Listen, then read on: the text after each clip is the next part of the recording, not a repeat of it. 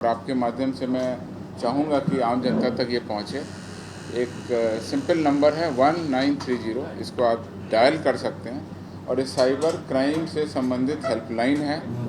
इसमें हम लोगों ने एक बहुत बड़ा कॉल सेंटर डेवलप किया अभी हाल में, और इस कॉल सेंटर के माध्यम से अब लगातार आम जनता के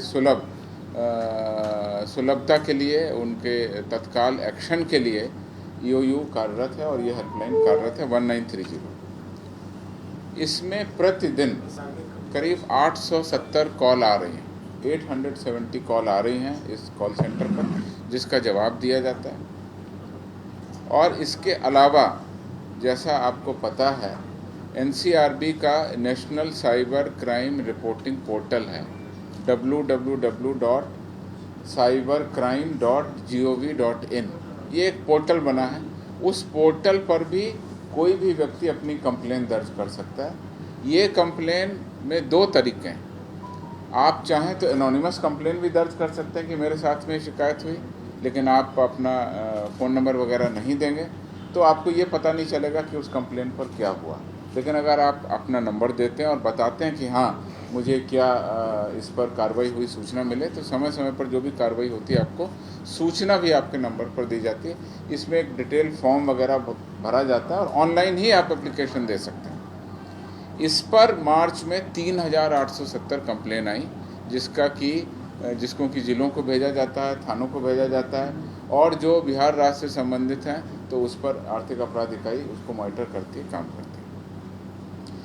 कुल इन मामलों में अभी तक 176 एफआईआर दर्ज हुई हैं जिलों में, और आर्थिक अपराध 176 एफआईआर साइबर क्राइम से रिलेटेड मामलों में, जो हमारे पास हेल्पलाइन में आए नंबर उसको, या जो हमारे पास में साइबर क्राइम पोर्टल पर कंप्लेन आई उसको। और इस पोर्टल का फ़ायदा ये है कि जैसे ही आप कंप्लेन दर्ज कराते हैं तो वो पोर्टल से सभी संबंधित वित्तीय संगठनों को उसकी सूचना चली जाती है, और इस पोर्टल के माध्यम से तत्काल सूचना मिलने पर, तत्काल कार्रवाई करने पर इस महीने मार्च में जो है 2,12,11,308, लगभग 2 करोड़ से अधिक राशि भी पब्लिक की फ्रीज कर दी गई। जैसे ही कॉल करते हैं, आप बताते हैं कि मेरा पैसा या मेरे इस अकाउंट से या इस तरीके से ये पैसा निकल गया है, ये मुझे नंबर आया है, तो उसकी एक प्रोसेस है। उसमें तत्काल हम लोग कोशिश करते हैं कि ब्लॉक हो जाए, जहाँ तक पैसा गया वहाँ ब्लॉक हो जाए। इसके लिए आरबीआई और जो हमारे एनपीसीआई है, national payment corporation of India Bombay में, उनके पदाधिकारी आए थे कुछ वर्ष पहले, और जब मैं आर्थिक अपराध इकाई में था तो मुझसे बात की हुई थी। तो कुल मिला के एक सीमलेस सिस्टम बना। इसमें जो खास बातें हैं उनमें कुछ खास मामले हैं, मैं उनका नाम छोड़ के बाकी सारा डिटेल आपको बताऊंगा, जिससे आपको पता चलेगा किस तरह से बिहार में ये कॉल आती है और किस तरह से साइबर कॉल सेंटर 1930 उनकी मदद करता है। शेखपुरा के मिस्टर ए कुमार को साइबर अपराधियों द्वारा यूट्यूब लाइक करने का काम करने और टास्क पूरा करने पर पैसा मिलने का झांसा दिया गया, ठगी की गई और 32 लाख रुपए उनके निकाल लिए गए। उस 32 लाख रुपए की सूचना जब 1930 कॉल सेंटर को दी गई तो उसमें से 15,27,102 रुपये संदिग्ध के खातों में थे, जो वो नहीं निकाल पाए, उसको हम लोगों ने फ्रीज़ किया। तो यहाँ पर आप समझ सकते हैं कि तत्काल सूचना देने पर, तत्काल कार्रवाई करने पर अधिकतम राशि को हम लोग होल्ड कर सकते हैं। वैसे इलेक्ट्रॉनिक ट्रांसफ़र के ज़माने में मनी का ट्रांसफ़र भी बहुत फास्ट होता है, तो जितनी जल्दी आप इसमें कंप्लेन करेंगे उतनी जल्दी पैसा के होल्ड कर लेंगे, उसके रिकवरी के चांस बढ़ जाते हैं। गोपालगंज के मिस्टर एम को साइबर अपराधियों द्वारा फेसबुक पर विज्ञापन चलाकर कम कीमत पर आशीर्वाद आटा बेचने का लालच दिया गया। साथ ही पीड़ित के मोबाइल पर लिंक भेजकर एटीएम कार्ड की जानकारी और पिन कोड डलवाया गया। खाते से 9,59,999 रुपये की ठगी कर ली गई। इसकी सूचना तत्काल हेल्पलाइन को मिली। उसमें से 4,60,000 रुपये संदिग्ध की पहचान कर और संदिग्ध खाते की पहचान कर वहाँ पर हम लोगों ने उसको फ्रीज करा दिया। तीसरा, पटना के मिस्टर ए सिन्हा को साइबर अपराधियों द्वारा ऑनलाइन घर पर बैठे काम करने और भारी मुनाफा का झांसा देकर 6,15,000 रुपये की ठगी कर ली गई।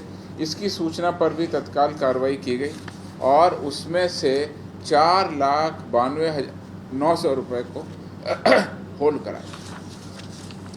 इसी प्रकार रोहतास के श्री गोपाल से साइबर अपराधियों द्वारा ठगी की गई 6,15,000 रुपये से, जिसमें कि 3,49,000 रुपये बैंक खाते में ईओयू के द्वारा होल्ड करा दिए। पटना के एक मिस्टर एम कुमार थे, उनको साइबर अपराधियों द्वारा अमेरिका में रहने वाला दोस्त बनकर ठगी कर दी गई और उस दोस्त का प्रोफाइल वगैरह भेजा और उसका फ़ोटो लगा के कॉल किया और उसमें 9,25,000 रुपये उनके ठग लिए। उसमें से 9,13,043 रुपये संदिग्ध के बैंक खाते में होल्ड करा दिए। समस्तीपुर के श्री अजय को साइबर अपराधियों द्वारा ऑनलाइन काम करने पर अधिक फ़ायदा और कमीशन का लालच देकर 4,18,000 रुपये की ठगी की गई। उसमें से 2,68,719 रुपये को हमने बैंक के खाते में होल्ड करा दिया।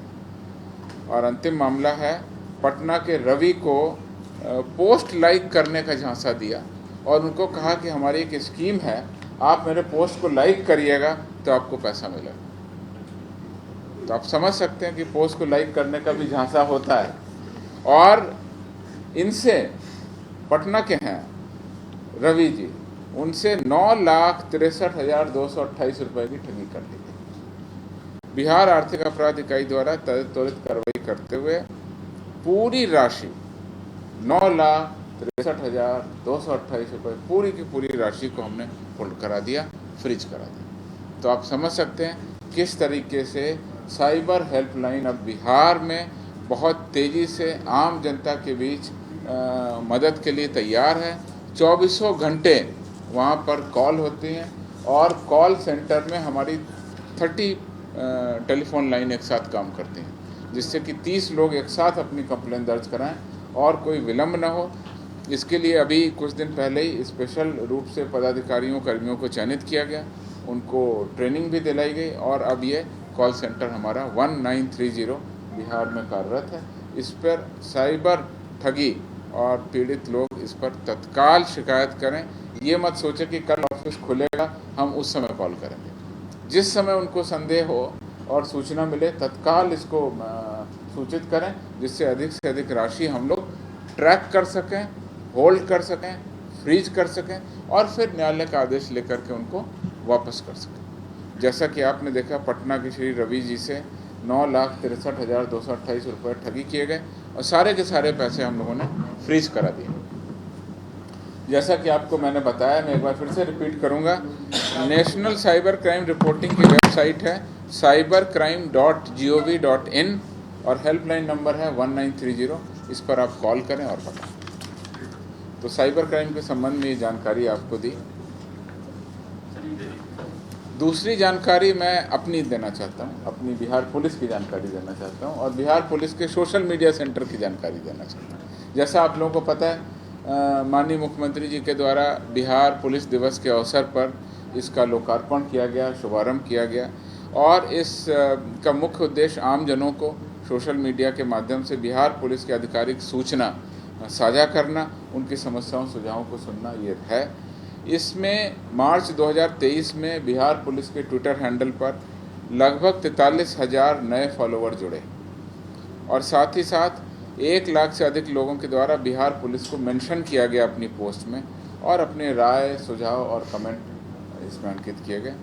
मार्च 2023 में फेसबुक पेज के माध्यम से 19,283 नए फॉलोवर हमारे जुड़े और लगातार अब बिहार पुलिस के ट्विटर हैंडल और फेसबुक पर उसकी सक्रियता बढ़ती जा रही है। मार्च 2023 में बिहार पुलिस के ट्विटर हैंडल के इम्प्रेशन 20 मिलियन अर्थात 2 करोड़ से अधिक इम्प्रेशन उनके गए और बिहार पुलिस के फेसबुक पेज का रीच 13 लाख से अधिक रहा, जो शेयर हुए और शेयर होने के बाद जो लोगों के बीच गए। उपरोक्त आंकड़ा आम जनों का पुलिस के प्रति बढ़ते विश्वास को दर्शाता है। बिहार पुलिस के सोशल मीडिया हैंडल और फेसबुक पेज से जुड़ने के लिए आप सभी का धन्यवाद और आप मीडिया के माध्यम से ये चाहूँगा इस बात को आम जनता तक पहुँचाने के लिए कि अधिकृत सूचनाओं के लिए बिहार पुलिस के ट्विटर हैंडल और फेसबुक को आप देखें। तीसरी महत्वपूर्ण जानकारी आज की प्रेस वार्ता में जो गत दिनों कुख्यात अपराध कर्मियों की गिरफ्तारी हुई है, उसमें से कुछ मुख्य गिरफ्तारियां और उपलब्धियां हैं, कुल 6 हमारे पास, जिनको कि मैं आपको अवगत कराऊंगा। पहली मुख्य उपलब्धि है गोपालगंज के बैकुंठपुर थाना में।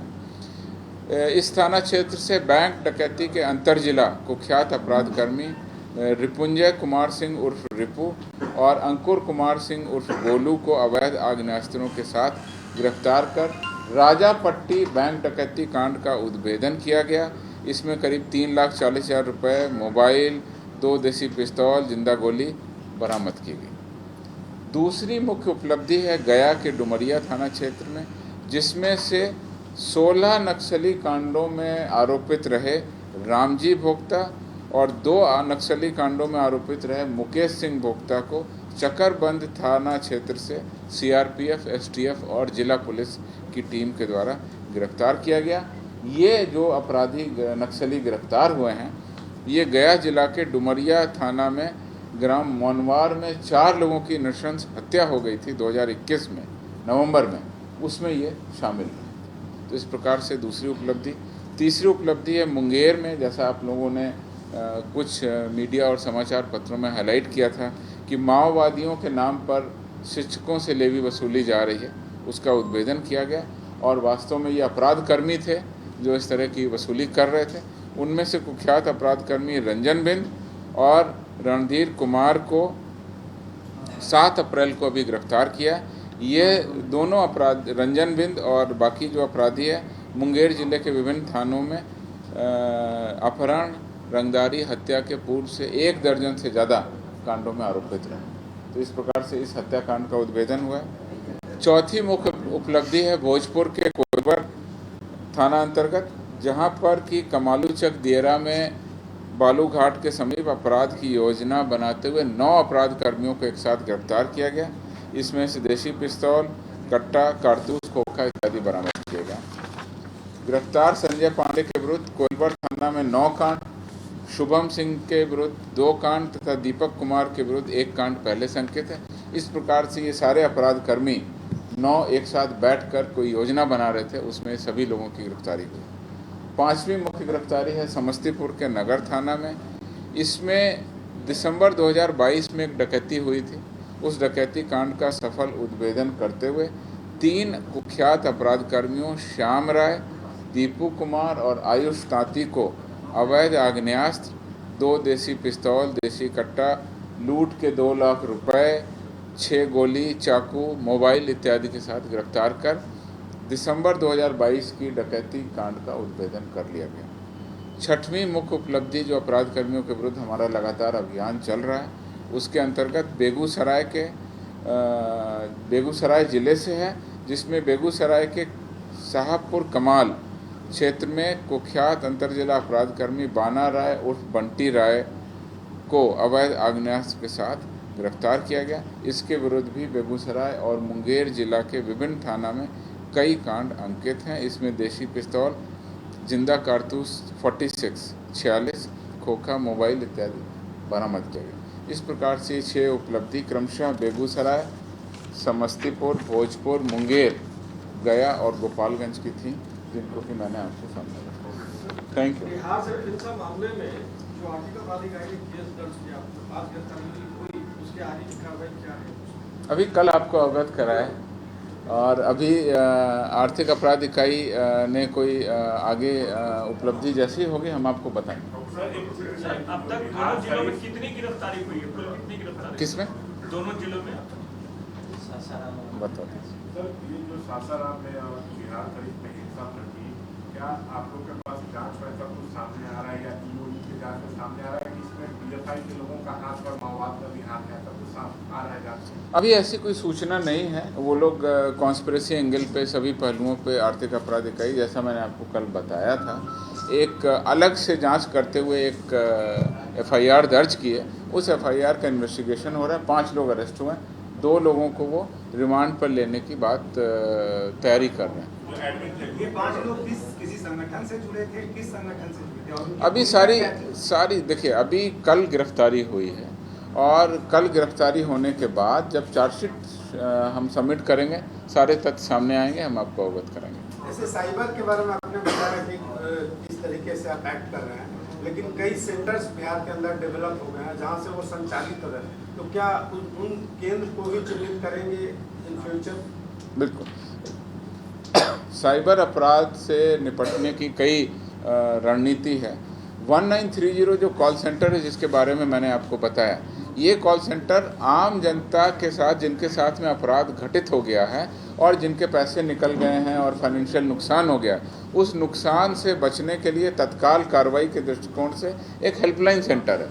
परंतु प्रथम दायित्व पुलिस का हमेशा ये रहता है कि अपराध न हो, तो उसके लिए साइबर अपराधियों को चिन्हित करना, उनका डोसियर बनाना, उनके द्वारा जो कार्यरत नंबर्स हैं उनको डीएक्टिवेट करना। मैं आपको सही संख्या तो नहीं बता सकता हूं, लेकिन इतनी जानकारी है मेरे पास में कि हजारों मोबाइल नंबर्स को बिहार पुलिस के द्वारा डेटाबेस में डाला गया है, केंद्र सरकार से साझा किया गया और उन नंबर्स को हमने ब्लॉक करा दिया।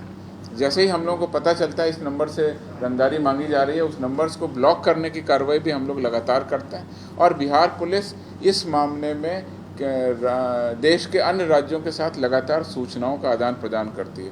कई अपराधी ऐसे हैं जो अंतर जिला अपराधी हैं और साइबर में मुख्य रूप से अंतर्राज्यीय अपराध कर्मी ज़्यादा हैं। बिहार में अगर कोई अपराधी है तो बिहार के बजाय वो दूसरे राज्यों में ठगी करता है। दूसरे राज्यों में जो अपराध कर्मी हैं वो उस राज्य में अपराध नहीं करके बिहार के लोगों के साथ ठगी करते हैं, ऐसा अमूमन देखा गया है। तो ऐसे में अंतर्राज्यीय जो इंटर स्टेट कोऑर्डिनेशन है वो भी साइबर क्राइम की टीम करती है। लगातार डोसियर बना के चिन्हित, जो आपने कहा है, चिन्हित जगहों पर कुछ ज़िले ऐसे हैं जहाँ पर साइबर अपराधी ज़्यादा जिनकी एक्टिविटी रहती है, ऐसे लोगों पर हम लोग कार्रवाई करते हैं, लगातार टीम बना के छापामारी करके, और कांडों के उद्भेदन में अगर उनका नाम आता है तो फिर उनको गिरफ्तार करके हम लोग कंट्रोल करते हैं। रूपरेखा बनाई जा रही है कि जिला में साइबर थाना में खोला जाए और फिर वहाँ के जो साइबर अपराधी हैं उस पर ध्यान दें। साइबर पर रोकथाम के लिए आपको पता है हम लोगों ने पहले से ही 4-5 साल हो गए हैं तो cyber crime social media unit बनाया हुआ है, वो फंक्शनल है। उसके माध्यम से हम लोगों को अवेयरनेस भी करते हैं और जो पुलिस ऑफिसर उनको ट्रेनिंग भी देते हैं। तो ट्रेनिंग का काम एक तरफ हम लोग पुलिस अफसर लोग जिनको नई टेक्निक पर हम लोग बात करते हैं तो उनको ट्रेनिंग भी देते हैं, अवेयरनेस भी करते हैं और नई SOP भी बनाते हैं।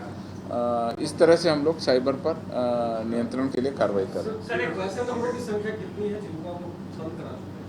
वो संख्या मैं आपको बता दूंगा। मेरी जानकारी थी कई सारे नंबर्स हम लोगों ने डेटाबेस में भेजे हुए हैं, उनको हम बता देंगे। हम अभी आपको बता देंगे। आज तक की अप टू डेट जानकारी मैं सोशल मीडिया पर अभी साझा कर देता हूँ। Thank you.